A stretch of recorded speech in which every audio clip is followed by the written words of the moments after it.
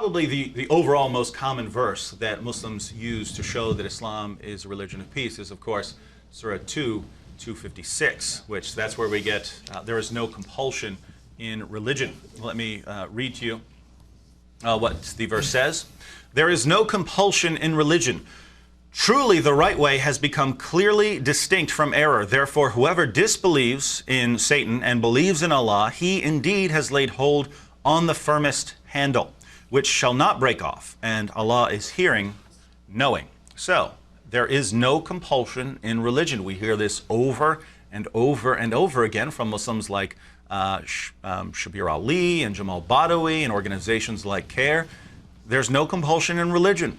How could you say that Islam promotes violence towards anyone? Well, if this were the only verse in the Qur'an, if this were the only verse where the Qur'an ever addresses how you are to deal with unbelievers, I would say, all right, you've got a point. This certainly sounds like Islam is a religion of peace. The problem is, this isn't the only verse in the Qur'an, and if we follow the methodology laid down in the Qur'an itself, we see that this verse has absolutely nothing to do with how Muslims are to live in the world today. Now, there are tons of interpretations of Surah 2:256. The main interpretation of it is that when you apply the methodology laid down in the Quran to it, you see it doesn't apply. And here's why. In Islam, if you read the Quran, you find all kinds of passages that seem to contradict one another. Is this a problem? Well, the Muslim says no, because in Islam, there is the rule of abrogation. There's a doctrine called abrogation. If a verse comes later, and it seems to conflict with a verse that came earlier, then it's the later verse that applies, and the former verse has been canceled. God has given something better. And we find this in Surah 16:101. We find it in Surah 2:106, where Allah specifically says, when we cancel one of the former verses, it's because we're giving you something better.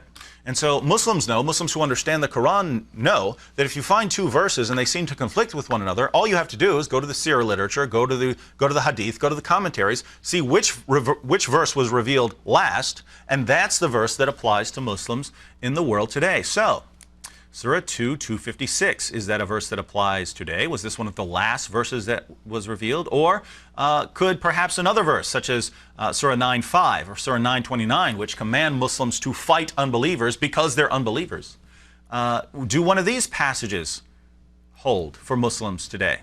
Well, let me give you the words of Ibn Kathir, one of the greatest Sunni Islamic commentator of all time. Commenting on this verse, on Surah 2:256, he says, this verse is abrogated by the verse of fighting. You shall be called to fight against a people given to great warfare, then you shall fight them, or they shall surrender. 48:16. Allah also says, O Prophet, strive hard against the disbelievers and the hypocrites, and be harsh against them. 9:73. And he says, O you who believe, fight those of the disbelievers who are close to you, and let them find harshness in you, and know that Allah is with those who are pious. So according to Ibn Kathir, this verse, because it came so early, was abrogated by later commands which clearly call Muslims to fight unbelievers because they're unbelievers. And Ibn Kathir, again, the greatest Sunni commentator, concludes with this. Therefore, all people of the world should be called to Islam.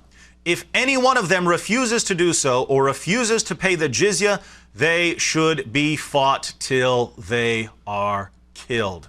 Call people to Islam. This is the rule that applies to Muslims today based on the later revelations, verses like 9:29. You call them to Islam. If they refuse to come to Islam and they refuse to pay the jizya, you fight them until they are dead. Now think about this. Muslims in the West are saying, no, in Islam, it's a religion of peace because of Surah 2:256. Well, according to the methodology laid down in the Quran, and according to your greatest commentators, this verse no longer applies. Why are you pretending that it does? Because Muslims in the West are allowed to practice taqiyya. They're allowed to deceive us in order to keep us from knowing the truth about Islam.